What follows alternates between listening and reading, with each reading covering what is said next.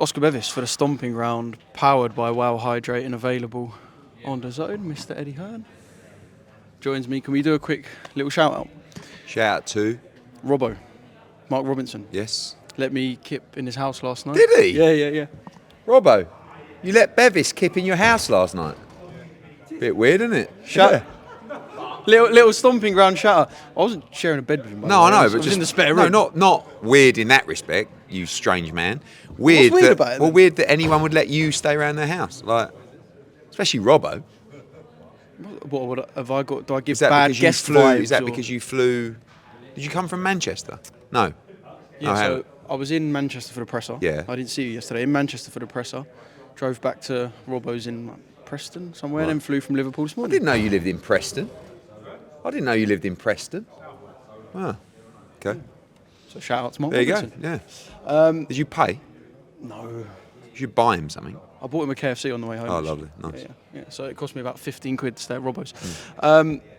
Yeah, now you've slept on yesterday and seen the online response Yeah. and done a million bits of media. Good day yesterday? Decent Yeah, I mean, day, look, bad day? I think if you're talking about viral clips, you're talking about noise, you're talking about sound bites, you're talking about exposure and promotion, mega. Let's be honest, it's everywhere, isn't it? And like, if we weren't going to sell out instantly on Friday, now it's just off the charts. I still think it was I said it was a little bit of a bitch move. I think it was, really, if I'm honest. But in the world we live in, all's fair in love and war, and on we go. Obviously, there's a lot of repercussions. The board have called Eubank before them, and we've also been contacted by the British Boxing Board of Control to ask really what our thoughts are ahead of Thursday. They don't really want them brought together too many times, so we probably won't do a head-to-head at the presser. We'll just do it on the pitch at Spurs, and we'll have security between them. But people were messaging me yesterday who I haven't spoken to for years about it, so I guess in that respect, It's a good sign. Yeah. But I don't know. It felt a bit misfits to me, and I feel like we've got to respect the code of boxing and know that you don't lay hands on your opponent, and you certainly don't hit them round the head with something. And then people say, well, it was only an egg. It was still something you brought on the stage to hit, and it could have been much worse, if I'm honest. But it's done. Everyone's fine, and we roll on for Thursday, and we roll on for the on-sale on Friday. Do you think Junior walked away from last night thinking, I'm 1-0 up here? Depends what sort of person you are. Because I guess that is the idea of the press conference, at least from both the fighters' perspective, to maybe I don't know. win the early battles. Everyone's different. I mean, some people couldn't give a shit about winning the press conference. Some people only care about winning the fight. Some people want Instagram likes. Some people want peace. Some people want confrontation. Everyone's different. So I certainly wasn't driving home last night thinking, oh, Eubank won that presser. I was just looking at the response and speaking to everybody, and on reflection, obviously it was massive for the promotion, but I just didn't really like the move. And I was quite angry when he first did it, mainly because I thought it was a glass. And, it was an egg. There shouldn't have been glass bottles on the stage, really, should there? Not that it was an egg, I don't but think there were was glass bottles on the there? stage, Was yeah. there? Yeah. I mean, I was wondering if that's why you thought that was the case. No, it all You happened. thought he pulled like something glass from his... It was like, when did you see the it was pocket the move? noise, yeah, and it was the shattering. That was. I didn't think it was an egg. Do you know what I mean? It was only like when you saw the yolk that you realised it was an egg. But when it all happened, it was. I felt like it was because he had this plastic bottle, but then it was like you could tell something shattered on Conor's face, and I was just trying to I was more angry towards Eubank, if I'm honest, because at that stage I thought he'd hit him with something more severe. So that was really where my anger came from. and Nigel's and everybody else's. Like it happened very quickly. Can we talk about the fact that there was 15 security on the stage, Chris Eubank Jr., and you chose to go for Benn Shalom? I didn't choose to go. What happened was I was actually going. It is a funny clip. Yeah, but I was going is. for. I was walking. What happened was Nigel Benn went straight round the side to go for Eubank, and I kind of went over to that area. Yeah. But as I went over to that area, Ben came onto the stage and was like, I was like, "What the fuck are you doing? Get out! Like, what's it? You should be over there. Your man's gone." But my team are going after Eubank, so I'm like, I wasn't going to whack Eubank or anything, but I was going over because Nigel was over there. Yeah. And I don't want Nigel to be over there with all that lot and just... So naturally you go over there, but as I went up there, Ben kind of come back on the stage. And I see him, I went, "You fucking get off you," because he knew about it anyway. So I weren't happy with him. Do you know that, or were you just adamant in believing that? Or? Come on, like... But I won't go into previous press conferences with Eubank and Liam Smith, but there's a lot we know. And... they would all, the whole team would know what he was going to do. See, I know, and I think a lot of people, especially in boxing, will know what you're kind of hinting at with that. But from looking at their relationship up there, and I asked Ben, and he said, we've got a good relationship. It does seem like Eubank wants to separate himself from even his own team. Like there was arguments amongst, not arguments, but he kind of seems like he wants to play it him versus everyone, even secluding those on his side. Eubank's always been like that. Eubank's got a chip on his shoulder where it's me against the world. And he's not really interested in like having a relationship with or a partnership with a promoter. He never has been, because he's like, I'm my own man. I want, that and that. He's always had that resistance to the world, I like you. I actually, when he said last night, we said, everything, like I said, everything that he does is premeditated, right? So he knew that when I started talking, he was going to go at me. But when he started, he's like, you know, we don't like each other. I don't not like Chris Eubank. What did you say? You said like, do we? You said. I said, do we? Kind of question. No, yeah, I said, do we? I think I said he's a grade A plum. I do think he's a grade A plum, and he probably thinks I'm a loudmouth, whatever. But I don't dislike the guy. I think he's good for the sport. I didn't like what he did last night, and I felt that was actually a little bit un-Eubank-like, if I'm honest. He's not really the guy to lay hands on someone like that. He's never done that in his career before. But it is quite personal, and there was personal stuff going backwards and forwards. So as I said last night, the game's the game, and we just got to be honest with you, on Thursday, we'll get the head-to-head and we'll get it on the pitch. I quite like to talk about the fight, because when I was, he was like not trying to not let me speak. I wanted to know, I didn't feel a lot of confidence from Eubank around the fight.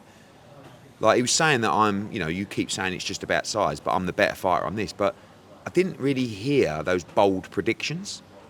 Like I said to him, what happens? How do you win the fight? And he went, I just win. It's like, wow, like in the first fight, you were going to beat him up and like embarrass him. So are you still going to do that? So hopefully Thursday can be a little bit more. I'd like to hear a little bit more from Jonathan Banks and Ronnie and even Nigel. I thought you couldn't have heard less from Jonathan Banks. No, it's weird. But like, yeah, I don't know. I'm sure there'll be some reaction to what happened, but I'd quite like to talk about the fight. And we're going to be at Spurs, and they're going to get a chance to walk around, and we're going to get a chance to see them on the pitch, near the centre circle, like where they will be fighting in front of the world on April 26th. This fight's going to be electric. Electric. People love the on-site. It's on site. But the thing is, what you have to understand is... You were saying that Nigel is saying it's on site, right? People were going like, oh, Eddie, you're not a gangster. No, I'm saying it's on site. So it's on site for you? No, not for me, but for these guys. Yeah.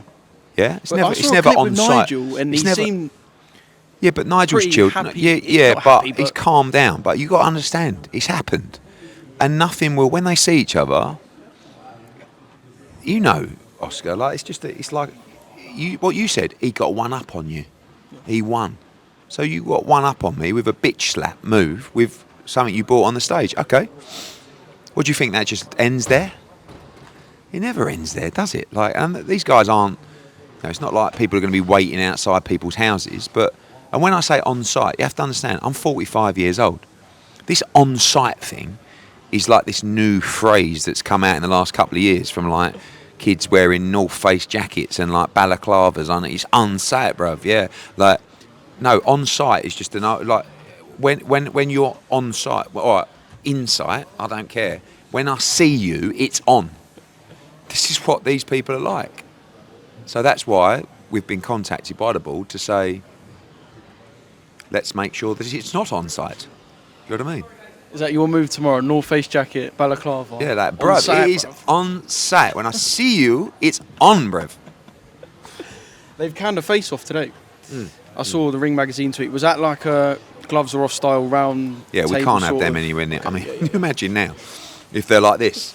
Couldn't be more on site. I know. It's 3 on, foot if away that from happened, it would be on site. Let me tell you. But yeah, no, that would not be a good idea. Can I give you a theoretical situation? And I was thinking about this in terms of there being hatred and hatred. Let's just say Conor and Chris are out for dinner in Mayfair, cross paths, and it's them and their friends. Do you think they would kick off with It's each other? on site, bruv. Would it be on site Yes. in Mayfair?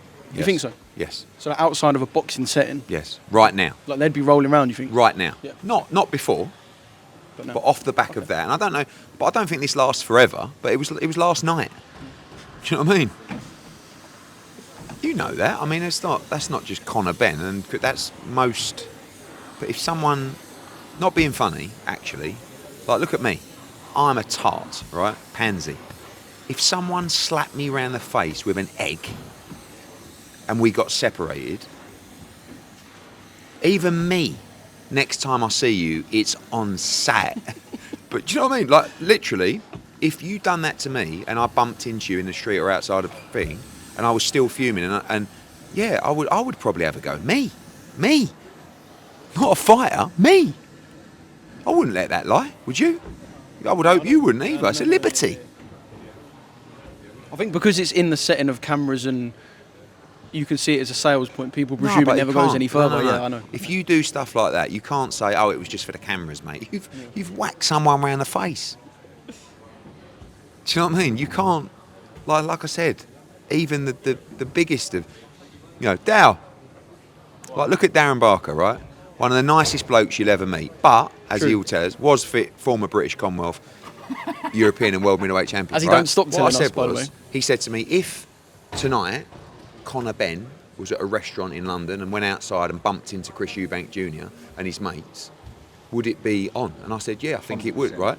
But I said, even me, if someone whacked me round the face with something, and that night or the next day I saw them out, I'd probably chin them. If you saw What about you? 'Cause Felix you're one Sturm of the outside nicest of a kids. restaurant, is it on site?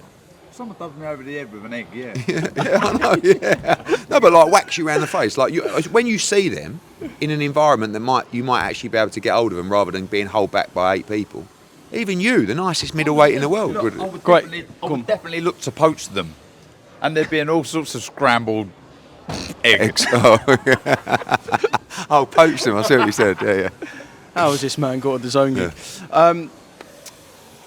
So yeah, I know, That's why we got to be a I bit know obviously Conor was angry yesterday, and I know he's expressed quite a lot of anger. I said it to him at the Ring Magazine awards. I said, like, you're angry at the moment.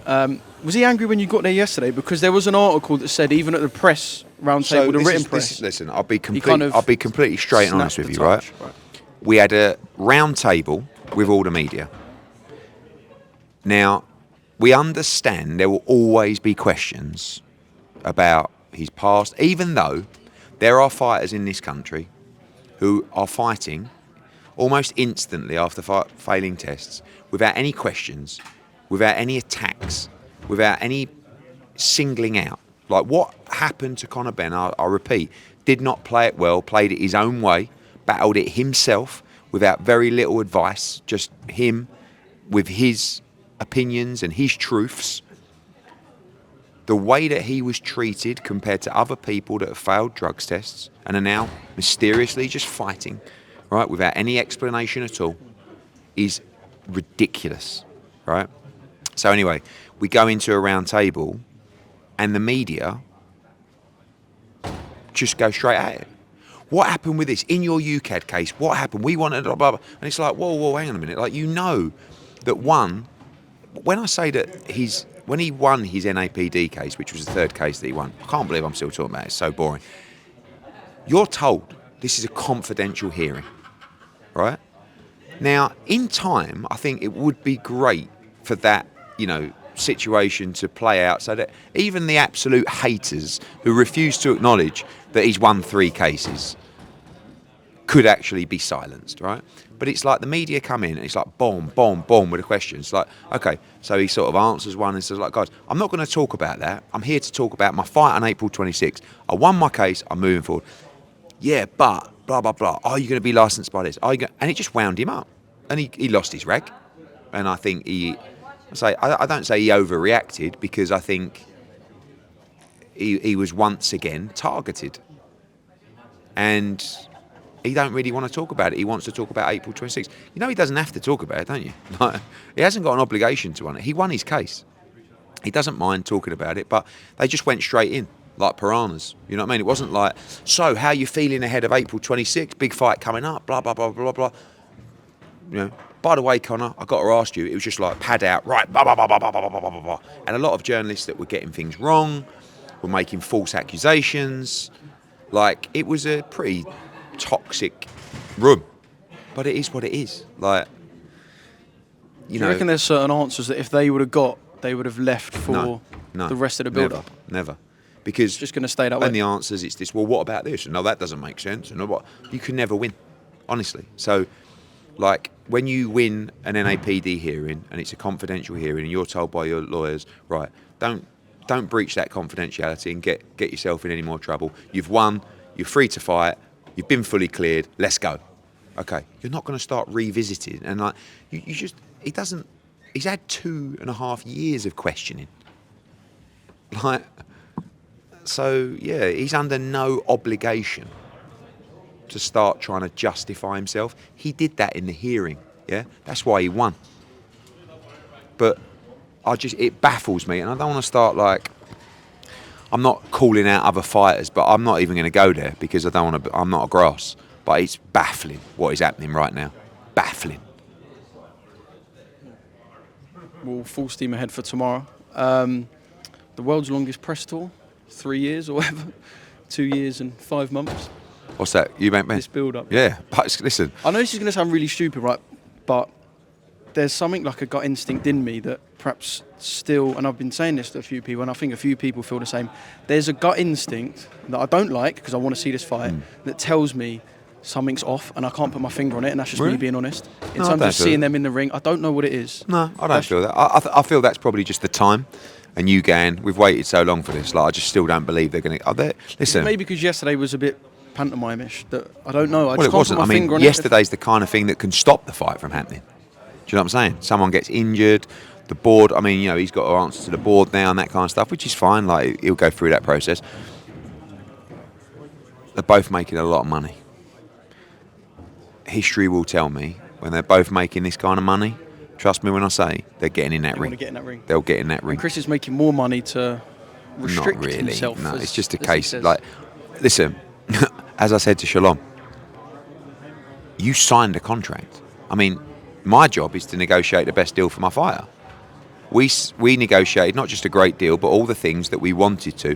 And by the way, all the things that we felt was fair as well around this fight. So we got everything we wanted. You can't now moan that you signed a contract with stuff you didn't want in. You signed a contract. So he's trying to justify it by saying, well, we got more money. I don't care what you got. We're very happy. But don't start moaning now, making excuses about the fight. So when you get knocked out, what are you going to say? It was because of the hydration clause. Don't be ridiculous. It's £10 on Saturday morning. He won't even be that. But he's trying, yeah, well, I might just take weight off on the Saturday. I might just do this. You're not going to. You know.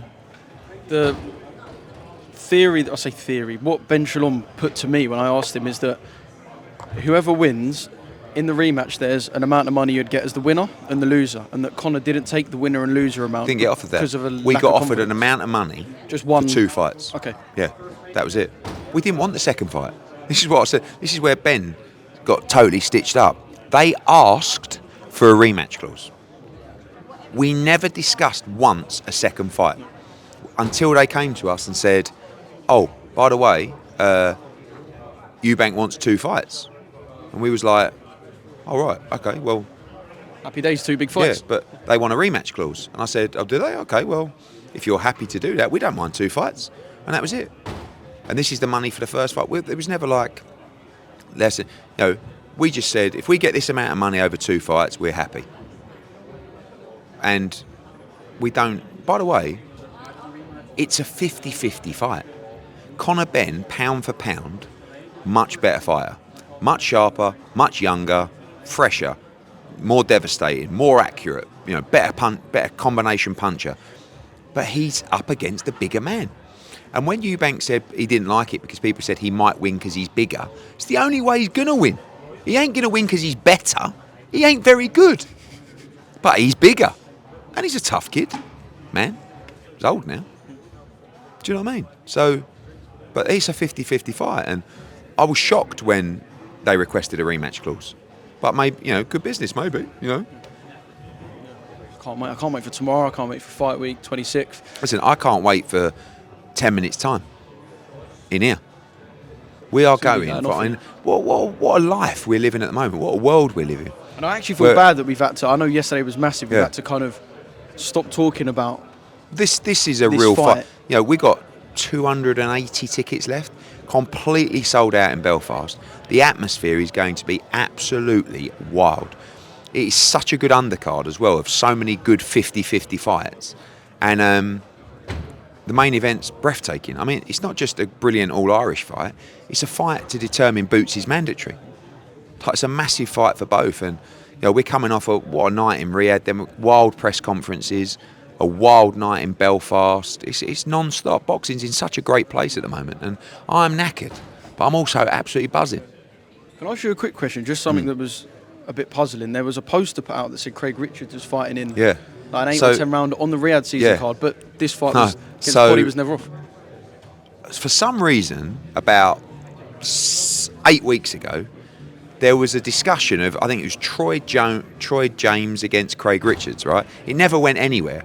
But for some reason, it stayed on some Saudi artwork that His Excellency's team have. They've actually posted it twice. They posted it about a month ago, and we were like, no, that fight's not on the card. Sam Noakes was also on there against Shakur Stevenson, against Berencic, right? And that fight obviously was discussed but never finalised. And then Colm actually messaged me because he's obviously mates with Paddy McCrory. He's like, mate, is Craig Richards out of next Saturday? He's fighting in Riyadh. This was the day before the Riyadh show.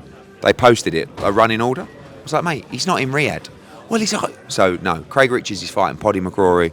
Brilliant 50-50 fight. Basically, the winner's done. The loser's done.